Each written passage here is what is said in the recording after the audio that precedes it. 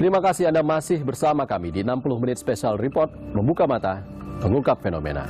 Saudara, di tengah sulitnya memperoleh pekerjaan tetap, tak sedikit pekerja lepas yang bergelut dengan budaya dan waktu kerja yang tak tentu. Pengamat ketenaga kerjaan menilai posisi tawar atau perlindungan bagi para pekerja lepas atau freelance masih lemah dan masuk kategori rentan. Lantas, apa solusi pemerintah?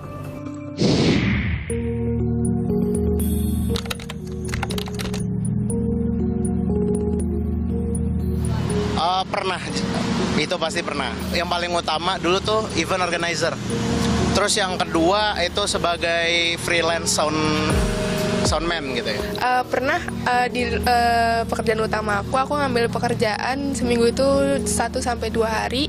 Dia tuh kerjanya menjual makanan di food court. Pernah sih, tambahan buat jajan, buat belanja ya kan. Kalau dari toko aja kayak nggak ini juga, masalahnya orang belanja sini sepi ininya.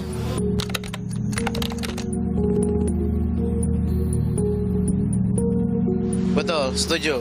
Jadi karena kalau kelas menengah ini menurut saya dengan misalnya gaji yang gede, tapi juga bisa jatuh miskinnya itu dengan cepat karena nggak seimbang.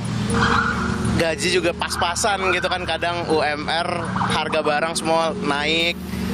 Dengan gaji yang pas-pasan itu kurang sih. Setuju, karena kan sebagai kelas menengah terus juga termasuk generasi sandwich, jadinya kita kan buat diri sendiri ngerasa kurang ya.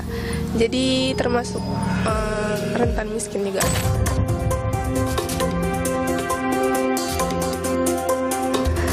Hustle culture atau budaya pekerja keras kian marak di kalangan pekerja muda ibu kota. Bukan karena hobi, tapi tuntutan ekonomi. Mereka harus super produktif, bekerja hingga larut malam atau bekerja di lebih dari satu pekerjaan untuk sekedar memenuhi standar hidup. Selain kehilangan waktu bersama keluarga dan teman, hustle culture juga berdampak buruk terhadap kesehatan mental.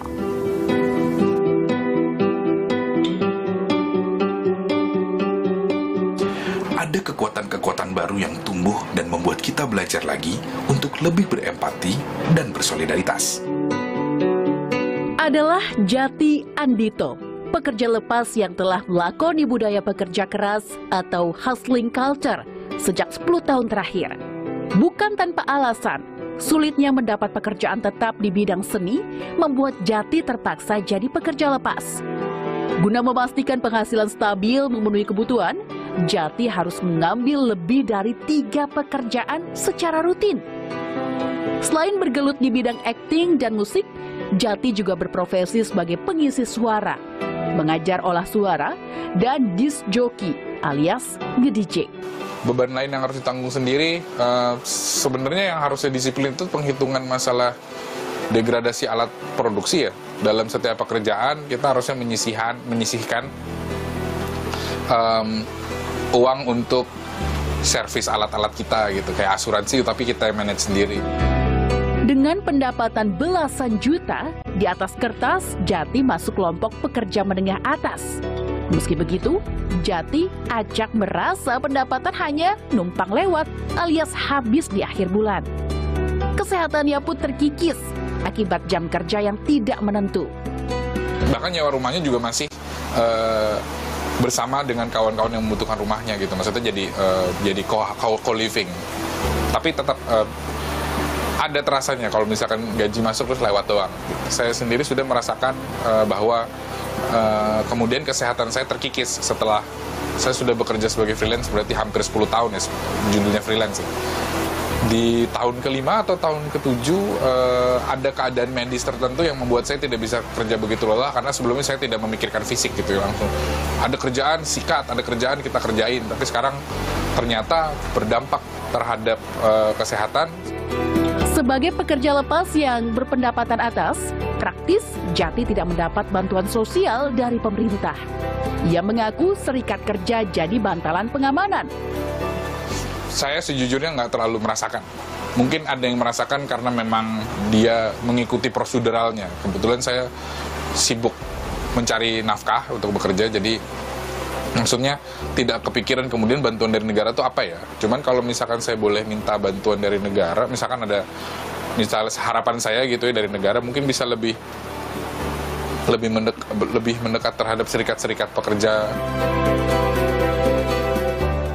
Pengamat ketenagakerjaan Timbul Siregar menilai posisi tawar dan perlindungan pekerja lepas atau freelance masih lemah sehingga rentan. Meski masuk dalam kelompok menengah ke atas, pekerja freelance termasuk kategori rentan. Nah, tapi memang sekarang freelance itu yang menurut saya dia pekerja yang memang juga harus diatur ya sedemikian supaya ada perlindungan, karena kalau dibiarkan saja ya ini kan juga bagian dari semacam tanda kutip eksploitasi terhadap mereka yang memang bisa dibilang ya mereka berharap dapat ada upahnya, ada kepastian kerjanya dan sebagainya seperti itu ya. Direktur Penanggulangan Kemiskinan dan Pemberdayaan Masyarakat Tirta Sutejo menyatakan Bappenas telah merancang Rencana Pembangunan Jangka Panjang Nasional atau RPJPN hingga 2045. Salah satunya diatur pembangunan manusia mencakup reformasi ketenagakerjaan.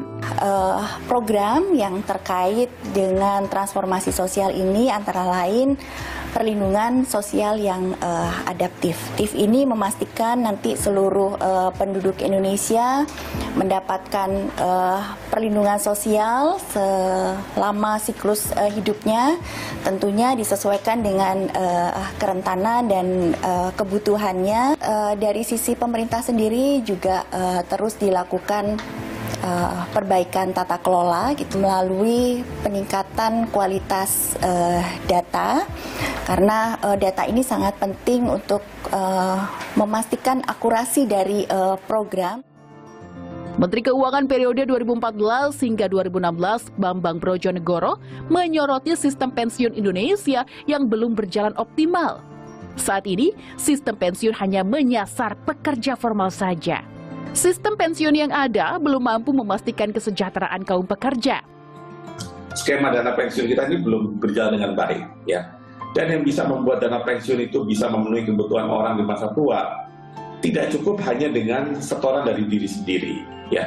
Jadi baik pemberi kerja, perusahaan, dan yang bersangkutan itu harus sama-sama melakukan iuran, ya, supaya nanti ketika mereka pensiun, mereka akan mendapatkan ya uang pensiunnya pada dalam bentuk pesangon yang memang cukup untuk membuat mereka istilahnya sampai begini, ketika kita pensiun kita jatuh miskin. Sementara Menko PMK Muhadjir Effendi menyatakan pemerintah tengah menguji coba sistem asuransi ketenagakerjaan untuk 1 juta kelompok informal. Ia mengklaim tengah perjuangkan jaminan hari tua dan pensiun dari pemerintah. Dan sekarang ini baru 1 juta untuk uji cobanya. Jadi ada pekerja informal yang sekarang sudah mendapatkan bantuan biaya asuransi tenaga kerjanya ditanggung oleh pemerintah.